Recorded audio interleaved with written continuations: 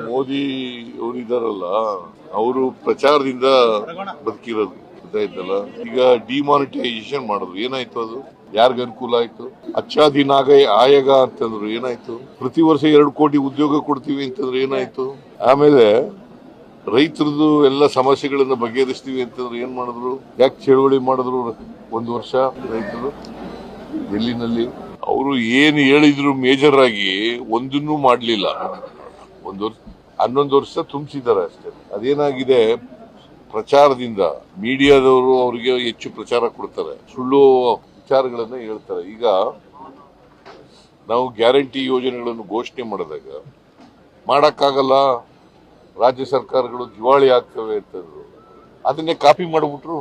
ಮಧ್ಯಪ್ರದೇಶದಲ್ಲಿ ಏನ್ ಮಾಡಿದ್ರು, ರಾಜಸ್ಥಾನದಲ್ಲಿ ಏನ್ ಮಾಡಿದ್ರು, ಯುಪಿನಲ್ಲಿ ಏನ್ ಮಾಡಿದ್ರು, ಡೆಲ್ಲಿನಲ್ಲಿ ಏನ್ ಮಾಡಿದ್ರು. ಆಮೇಲೆ ಗುಜರಾತ್ ನ ಚೀಫ್ ಮಿನಿಸ್ಟರ್ ಇರುವಾಗ ಎವಲ್ಯೂಷನ್ ಆಫ್ ಟ್ಯಾಕ್ಸಸ್ ನಲ್ಲಿ 50% ಬರಬೇಕು ಅಂತ ಹೇಳಿದ್ರು. ಇವರೇ ಪ್ರೈಮ್ ಮಿನಿಸ್ಟರ್ ಆದ್ರೂ ಏನ್ ಮಾಡಿದ್ರು? ಮಾಡ್ಲಿಲ್ಲ ಏನು.